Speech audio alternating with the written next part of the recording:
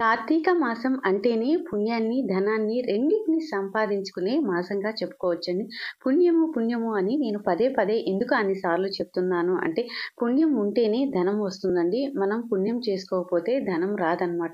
అందుకని అన్ని సార్లు చెప్తున్నాను. ఈ కార్తీక మాసం విశిష్టత గురించి ఇంతకుముందు చాలా వీడియోల్లో మన ఛానల్‌లో వీడియో అనేది షేర్ చేశానండి. ఒక్కసారి ఎవరన్నా చూడని వాళ్ళుంటే ఒకసారి విజిట్ చేయండి. ఈ వీడియోలో కార్తీక సోమవారం నాడు పరమేశ్వరుని సంపూర్ణ అనుగ్రహం కోసం పూజ ఎలా చేయాలి, శివలింగం ఇంట్లో ఉంటే ఎలా పూజించాలి, శివలింగం లేదండి మా ఇంట్లో, మరి మేము కూడా శివునికి పూజించాలి అనుకుంటున్నాము, మరి మేము ఎలా పూజించాలి స్వామివారిని, శివలింగం పెట్టుకోవడానికి మాకు రోజువారీగా అభిషేకం చేయడానికి కుదరదు అని అలా బాధపడే వాళ్ళు ఈ వీడియో చూడండి. శివలింగం లేకున్నా కూడా ఈ కార్తీక మాసంలో ప్రతి సోమవారం కావచ్చు, ఎప్పుడైనా సరే పర్వదినాల్లో, ఈ కార్తీక మాసంలో వచ్చే పర్వదినాల్లో మీకు ఏ రోజు వీలైతే ఆ రోజు ఒక్క రోజైనా కూడా ఈ విధంగా స్వామివారికి పూజ చేసుకొని చూడండి, మీకే తెలుస్తుందండి. హాయ్ అండి, వెల్కమ్ టు మై ఛానల్. నేను మీ ప్రియ. ఈ వీడియోలో కార్తీక సోమవారం నాడు పరమేశ్వరుని అనుగ్రహం కోసం మనం చేయవలసిన విధి విధానాలు, పూజ ఎలా చేసుకోవాలి, మనం ఇంట్లో ఎలా చేసుకోవాలి అనేది వివరంగా చెప్తానండి. శివలింగం లేకపోయినా, లేదా మాకు ఓన్లీ స్వామివారి ఫోటో మాత్రమే ఉందండి, మేము ఎలా పూజించుకోవాలి, మాకు కూడా అభిషేకం చేసుకోవాలి అని అనిపిస్తుంది కదా అనుకునే వాళ్ళు ఈ వీడియో క్లియర్గా చూడండి. అలాగే వీడియో లెంత్ ఎక్కువ అనిపిస్తే ఫాస్ట్ ఫార్వర్డ్లో పెట్టుకొని చూడండి. అలాగే మన ఛానల్ ఫస్ట్ టైం చూసేవాళ్ళు ఛానల్ని సబ్స్క్రైబ్ చేసుకోండి. వీడియోకి ఒక్క లైక్ ఇవ్వడం మర్చిపోవద్దండి. చాలా ఈజీగా చేసుకోవచ్చు, హడావుడి లేకుండా. మాకు ఉన్న బిజీ లైఫ్లో మేము ఎక్కువగా పూజకి టైం కేటాయించలేకపోతున్నాము అనుకునే వాళ్ళు ఒక్కసారి ఈ వీడియో చూడండి. అలాగే ఈ కార్తీక మాసంలో ఈజీగా, సింపుల్గా శివానుగ్రహం ఎలా పొందాలనేది, అలాగే శివానుగ్రహంతో పాటు అమ్మవారి అనుగ్రహం కూడా కలుగుతుందండి. ఒకసారి వివరంగా చూడండి. ఒకవేళ శివలింగం ఇంట్లో ఉన్న వాళ్ళైతే శివలింగానికి అభిషేకం ఎలా చేసుకోవాలి అనేది మన ఛానల్లో ఇంతకుముందు చాలా వీడియోస్ ఉన్నాయండి, అవి ఒక్కసారి చూడండి.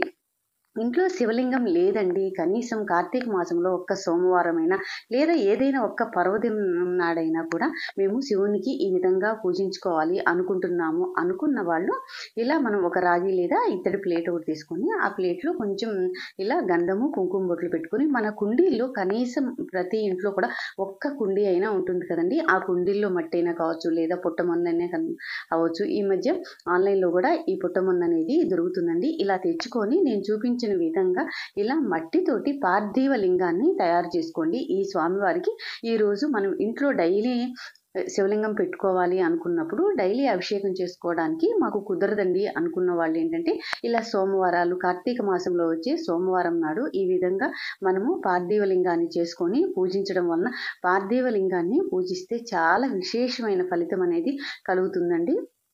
అలాగే ఈ పార్థివ లింగం ఎలా చేసుకోవాలనేది కూడా మన ఛానల్లో వీడియోస్ అనేది ఉన్నాయండి. ఇంతకు ముందు నేను 16 సోమవారాల వ్రతాల్లో వాటిలో చేశానన్నమాట. ఒకసారి చూడని వాళ్ళు ఉంటే ఒకసారి చూడండి. ఇలా మనం మట్టితోటి శివలింగాన్ని చేసుకొని ఇదే ప్లేట్లో పెట్టుకొని, నేను పసుపుతోటి గణపతిని చేస్తున్నాను అనమాట. అలాగే అమ్మవారిని కూడా, గౌరీదేవిని కూడా గౌరీ సహితంగా మనం పూజిస్తే విశేషమైన ఫలితం కలుగుతుందండి. స్వామివారి ఒక్కరినే కాకుండా ఇలా పసుపుతోటి గౌరమ్మని చేసి స్వామివారిని, అమ్మవారిని ఈ విధంగా పూజిస్తే చాలా చాలా మంచిదండి. ఈ కార్తీక మాసంలో కనీసం సోమవారం కాకపోయినా మీకు ఏ రోజు వీలైతే ఆ రోజు సాయంకాలం ప్రదోష సమయంలో ఇలా ఒక్క రోజైనా కూడా పూజించి చూడండి. అవకాశం ఉన్న వాళ్ళైతే మాత్రం ప్రతి సోమవారము ఈ విధంగా ప్రదోష సమయంలో పూజించడానికి చూడండి. ఒకవేళ మాకు అవకాశం లేదండి అనుకున్న వాళ్ళు కార్తీక మాసంలో వచ్చే కనీసం ఒక్క రోజైనా కూడా ప్రదోష సమయంలో ఈ విధంగా అమ్మవారితో సహా స్వామివారిని పూజించి చూడండి. ఈ పూజ అనేది మీరు సపరేట్గా పీఠం ఏర్పాటు చేసుకోవడానికి అవకాశం ఉన్నవాళ్ళు అలా కూడా చేసుకోవచ్చండి. సపరేట్గా పీఠం మాకు కుదరదండి అనుకున్న వాళ్ళు పూజా మందిరంలో కూడా ఈ విధంగానే చేసుకోవచ్చండి. మనకి స్వామివారి చిత్రపటం ఉంటుంది కదండి, ఏ ఇంట్లో అయినా కూడా, ప్రతి ఇంట్లో కూడా స్వామి పరమేశ్వరుని నలుగురు ఉన్న చిత్రపటం అనేది ఉంటుందండి. ఒకవేళ లేకపోతే కనీసం ఈ కార్తీక మాసంలో అయినా ఫోటో అనేది అమ్మవారితో సహా విఘ్నేశ్వరుడు, కుమారస్వామి సహిత చిత్రపటాన్ని పెట్టుకోండి. ఫోటోకి ఎటువంటి నియమాలు ఉండవు కదండి. మనం శివలింగం పెట్టుకోవాలి అంటే నిత్య దీపారాధన అనేది కంపల్సరీగా ఉండాలి కాబట్టి, అభిషేకాలు నిర్వహించుకోవాలి కాబట్టి, శివలింగం ఒకవేళ కుదరని వాళ్ళైనా కూడా స్వామివారిది ఫోటో మాత్రం ఈ విధంగా, ఇంతవరకు ఎవరికైనా లేకపోతే ఇలా తెచ్చి పెట్టుకోండి. ఈ కార్తీక మాసంలో తెచ్చుకుంటే చాలా మంచిదండి. ఇంకా మనం చేసుకున్న ఈ పూజ అనేది తెల్లవారుజామున చేసుకోవాలా, లేదా సాయంకాలము ప్రదోష సమయంలో చేసుకోవాలా అంటే ఆ రోజు ఉదయాన్నే తెల్లవారుజామున సోమవారమైనా మీరు ఈ పూజ ఎప్పుడు చేయదలుచుకున్నా కూడా ఆ రోజు తెల్లవారుజామున మీరు యథావిధిగా తలస్నానం అది చేసి మామూలుగా దీపారాధన చేసుకుని సాయంకాలం వీలైతే ప్రదోష సమయంలో చేయడానికి ప్రయత్నించండి. మాకు ప్రదోష సమయంలో కుదరదు అనుకున్న వాళ్ళు మాత్రమే సూర్యోదయానికన్నా ముందే తెల్లవారుజామున చేసుకోవచ్చండి, మీ అవకాశాన్ని బట్టి. కానీ ప్రదోష సమయంలో చేసుకుంటే ఏంటంటే విశేషమైన ఫలితం అనేది కలుగుతుంది. ప్రదోష సమయంలో శివుడు ఆనంద తాండవం చేస్తూ ఉంటాడండి ప్రమద గణాలతో కలిసి. మరి ఆ సమయంలో మనం స్వామివారిని పూజిస్తే మన కోరికలు ఏవైనా కూడా తీర్చకుండా ఉండడు కదండి. అందుకని చెప్పేసి ఈ విధంగా నేను ఇక్కడ మట్టితోటి పార్థివలింగాన్ని చూశారు కదా తయారు చేసుకొని ఒకే ప్లేట్లో ఇలా విఘ్నేశ్వరుని కూడా పెట్టుకొని మనము భస్మం తోటి అంటే విభూతితోటి పెట్టి ఇలా కుంకుమ బొట్లు పెట్టుకొని మన దగ్గర ఏ పుష్పాలు ఉంటే ఆ పుష్పాలతోటి మీరు అందంగా స్వామివారిని, అమ్మవారిని, విఘ్నేశ్వరుని కూడా ఈ విధంగా పూలతో అలంకరించుకోండి. మనకి చాలా విశేషమైన ఫలితం అనేది ఈ పార్థివలింగాన్ని పూజించడం వల్ల కలుగుతుందండి. అందుకే మనం 16 సోమవారాల వ్రతం అనేది చేస్తాం కదండి పార్థివలింగానికి. ఒకవేళ మనకి 16 సోమవారాలు ఇలా వ్రతం అనేది చేయడానికి కుదిరిన వాళ్ళు కార్తీక మాసంలో కనీసం ఒక్క రోజు చేసినా కూడా మీకు అదే ఫలితం కలుగుతుందండి. కార్తీక మాసానికి ఉన్న ప్రాముఖ్యత అటువంటిది. ఇలా మనము ముందుగానే పుష్పాలతోటి స్వామివారిని, అలాగే గణపతిని, అమ్మవారిని అందంగా అలంకరించుకున్న తర్వాత ముందుగా మనం విఘ్నేశ్వరుని పూజించుకుంటామండి. మనం పూజా మందిరంలో ఈ పూజ చేసుకునేటప్పుడు పూజా మందిరంలో ఆల్రెడీ మనకి విఘ్నేశ్వరుడు ఉంటాడండి. ఉన్నా కూడా మనం పార్థివలింగంతో పూజించేటప్పుడు ఇలా పసుపుతోటి గణపతిని చేసుకోండి. పసుపు గౌరమ్మను కూడా, అమ్మవారిని కూడా చేసుకుంటున్నాం కాబట్టి పసుపుతోటి గణపతిని కూడా పూజిస్తే చాలా ఫలితం అనేది కలుగుతుందండి, విశేషమైన ఫలితం కలుగుతుంది. ఇలా స్వామివారికి, విఘ్నేశ్వరునికి షోడశోపచార పూజ చేసుకొని అక్షంతలు, పువ్వులు వేసి నమస్కారం చేసుకొని ధూపము, దీపము అలాగే చూపించిన తర్వాత మీకు వీలైతే ఓం సుముఖాయ నమః, ఓం ఏకదంతాయ నమః అని 16 నామాలు చదువుకోండి. అవకాశం మేము చదువుకోలేమండి అనుకున్న వాళ్ళు ఓం శ్రీ విఘ్నేశ్వరాయ నమః అన్న, ఓం గం గణపతియే నమః అని చదువుకున్నా పర్లేదండి. ఇలా చదువుకున్న తర్వాత స్వామివారికి ధూపము, దీపము చూపించిన తర్వాత మీరు ఒక బెల్లం ముక్కైనా నైవేద్యంగా సమర్పించవచ్చు, లేదా పట్టి బెల్లం పలుకులు ఉన్నా కూడా పెట్టొచ్చండి. స్వామివారికి నైవేద్యంగా పెట్టిన తర్వాత హారతి ఇచ్చి నమస్కారం చేసుకొని స్వామివారి దగ్గర కొన్ని అక్షంతలు తీసుకొని మీ శిరస్సు పైన వేసుకోండి. తర్వాత ఇప్పుడు మనం గౌరీదేవి సహిత పార్థివలింగాన్ని పూజించుకుంటామన్నమాట. ఇప్పుడు మనం అమ్మవారి దగ్గర, స్వామివారి దగ్గర కొన్ని అక్షంతలు వేసి నమస్కారం చేసుకొని మనం ఇప్పుడు అమ్మవారి పూజ అనేది స్టార్ట్ చేస్తామండి. అమ్మవారికి పసుపు, కుంకుమ, గంధము, అక్షంతలు ఇలా సమర్పించి అమ్మవారికి పూజ అనేది చేసుకోవాలండి. అమ్మవారికి కూడా మనం అక్షంతలతోటి, పసుపు కలరు అక్షంతలతోటి అమ్మవారికి కానీ విఘ్నేశ్వరునికి కానీ పసుపు కలరు అక్షంతలతోటి పూజ చేసుకోవాలి. గౌరీ అష్టోత్తరం చదువుకుంటూ మనం ఈ విధంగా అష్టోత్తరంతో పూజించాలన్నమాట. ఈ కార్తీక మాసంలోనే పార్వతీదేవి మనకి తపస్సు చేసి శివుని భర్తగా పొందిందండి. అందువల్ల స్వామివారు అమ్మవారికి వరం ఇచ్చారనమాట. ఈ కార్తీక మాసం కూడా గౌరీ ప్రీతికర మాసంగా మారుస్తున్నాను అని చెప్పేసి స్వయంగా పరమేశ్వరుడే అమ్మవారితో చెప్పారండి. మరి అలాంటి గౌరీ ప్రీతికరమైన ఈ కార్తీక మాసంలో గౌరీదేవిని కూడా మనం పూజించాలి కదా. అది కూడా స్వామివారితో సహా అది ప్రదోష సమయంలో పరమేశ్వరుడు ఆనంద తాండవం చేసే టైంలో మనం ఈ పూజ అనేది చేస్తే విశేషమైన ఫలితము, ఆ గౌరీ శంకరుల అనుగ్రహం అనేది మన మీద కలుగుతుందండి.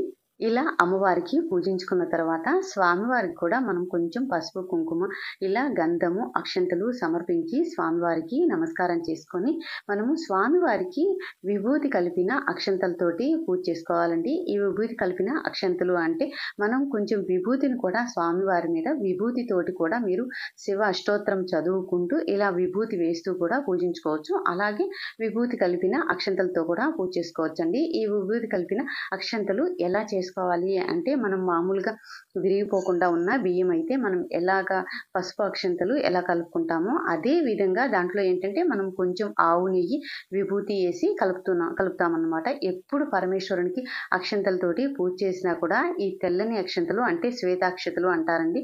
వీటిని విభూతి కలిపిన అక్షంతలు అని కూడా అంటారు. అందుకే నేను వివరంగా చెప్తున్నానండి. ఎవరికైనా తెలియని వాళ్ళు ఉంటారు కదా, మొదటిసారి చూసేవాళ్ళు కానీ వాళ్ళకి తెలియదు కాబట్టి వివరంగా చెప్తున్నాను. ఇలా అష్టోత్తరం చదువుకుంటూ ఈ విభూతిని మాత్రం 11 సార్లు స్వామివారి మీద విభూతితోటి మీరు అష్టోత్తరం చదువుకుంటూ వేయండి. తర్వాత మనం ఈ శ్వేతాక్షతలు ఉంటాయి కదండి, వీటితో చేయండి. ఇంకా మారేడు దళాలు దొరికితే మాత్రం 108 మారేడు దళాలతోటి ఈ ప్రదోష సమయంలో స్వామివారికి అష్టోత్తరం చదువుకుంటూ మారేడు దళాలని సమర్పిస్తే చాలండి, పరమేశ్వరుడు చాలా పొంగిపోతాడండి. ఈ మారేడు దళాలంటే స్వామివారికి చాలా ఇష్టం కదా! నా దగ్గర 108 మారేడు దళాలు లేవు. అందువల్ల కనీసం 108 మారేడు దళాలు దొరకని వాళ్ళు మీకు ఎన్ని వీలైతే అన్ని 9, 11 ఇలా దొరికినవన్నీ పెట్టుకోవచ్చు. లేదా కనీసం ఒక్క మారేడు దళమైనా కూడా కొంచెం గంధం రాసి కుంకుమ బొట్లు పెట్టి స్వామివారి మీద మనం అష్టోత్తరం చదువుకున్న తర్వాత ఇలా సమర్పించండి. మనం దేవాలయాలకి ఎన్ని మారేడు దళాలు తీసుకెళ్ళినా కూడా అవి మనం స్వయంగా పెట్టలేం కదండి. అందుకని చెప్పేసి అక్కడికి తీసుకెళ్ళేవి అక్కడ చేసే పూజా ఫలితం అక్కడే దక్కుతుందండి. మన ఇంట్లో అయితే మనమే స్వయంగా మన చేతులతోటి చేసుకుంటాం కదండి. ఇలా స్వామివారి మీద ఒక్క మారేడు దళమైనా కూడా పెట్టండి.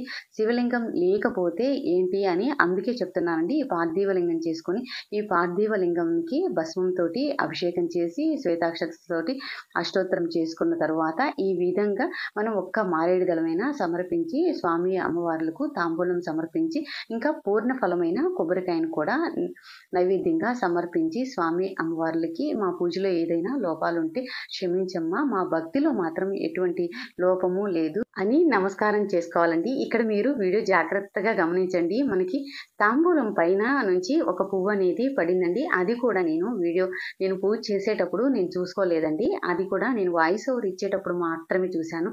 ఆ తాంబూలం దగ్గర ఆ పువ్వు పడిన దగ్గర మాత్రం ఏంటంటే అక్కడ పార్వతీ పరమేశ్వరులు కుటుంబ సహితంగా ఉన్న ప్రతిమ అనేది ఉందండి. అక్కడ నేను 2 పుష్పాలు అనేది పెట్టాను అనమాట. ఆ పుష్పాలు అనేది అక్కడి నుంచి తాంబూలం మీద పడిందనమాట. అది కూడా నేను వాయిస్ ఓవర్ ఇచ్చేటప్పుడు మాత్రమే అది క్లియర్గా చూశాను. నేను పూజించుకునేటప్పుడు కూడా అంతా కూడా నేనేంటంటే పూజ మీదే ధ్యాస ఉంటుంది కానీ మిగతావేమీ పట్టించుకోను అనమాట. కొంచెం వీడియో అనేది అటు ఇటుగా అవుతున్నా కూడా అంతగా పట్టించుకోను. పూర్తిగా మనం ఏంటంటే భక్తితోటి పూజ చేయాలండి. మనం ఎలా చేసాము, పక్కన అవేమున్నాయి ఇవేమున్నాయి, మనం ఈ పుష్పాలు అలా పెట్టామా ఆ పుష్పాలు ఇలా పెట్టామా అని కాదండి. మనసు అనేది స్వామివారి మీద లగ్నం చేసి మాత్రమే పూజించాలి. మనం ఎంత భక్తి భావంతో చేశామన్నది స్వామివారు చూస్తారు కానీ మనం ఎన్ని రకాల నైవేద్యాలు సమర్పించాము, ఎలా అలంకరించాము అనేది కాదండి. ఈ వీడియో అనేది మీకు నచ్చుతుందని ఆశిస్తాను. ఒకసారి మీకు ఆ పుష్పం అనేది ఎక్కడి నుంచి పడింది అనేది ఒకసారి నేను తాంబూలం పెట్టిన తర్వాత హారతి ఇచ్చే ముందు ఒకసారి చూడండి, మీకు క్లియర్గా తెలుస్తుంది అనమాట. తాంబూలం పెట్టిన తర్వాత అక్కడ స్వామివారి ప్రతిమ అనేది ఉందన్నమాట. అమ్మవారు, స్వామివారు, గణపతి, విఘ్నేశ్వరుని ప్రతిమ అనేది ఉంది. ఆ ప్రతిమ దగ్గర నుంచి మనకి తాంబూలం మీదకి పడింది అనమాట. అది కూడా నేను వాయిస్ ఓవర్ ఇచ్చేటప్పుడు మాత్రమే అది చూసాను. ఇంకొక డౌట్ కూడా రావచ్చండి, ఇలా పుష్పాలు ఇవన్నీ పడితేనే మనకి పరమేశ్వరుని అనుగ్రహం మనం చేసిన ఈ పూజా ఫలితం అనేది దక్కుతుందా అనే డౌట్ కూడా రావచ్చండి. అలా ఏం లేదండి. మన పని మనం చేసుకుంటూ మనం ఎంత భక్తితోటి స్వామివారిని పూజించాము, స్వామివారి మీద మనకున్న భక్తిని మాత్రమే చూస్తారండి. అలా పుష్పాలు పడినంత మాత్రాన ఉన్నట్లు అని కాదండి. అది మన ఆనందం కోసం అంతేనండి. ఈ కార్తీక మాసంలో కనీసం ఒక్క రోజైనా కూడా ప్రదోష సమయంలో ఈ విధంగా పూజించి స్వామివారి అమ్మవారి అనుగ్రహానికి పాత్రలవుతాను కోరుతూ ఈ వీడియో మీకు నచ్చితే ఒక్క లైక్ ఇవ్వడం మర్చిపోవద్దు. అలాగే మన ఛానల్ ఫస్ట్ టైం చేసేవాళ్ళు ఛానల్ని సబ్స్క్రైబ్ చేసుకోవడం మర్చిపోవద్దండి. మరొక మంచి వీడియోతో మళ్ళీ కలుద్దాము. Thanks for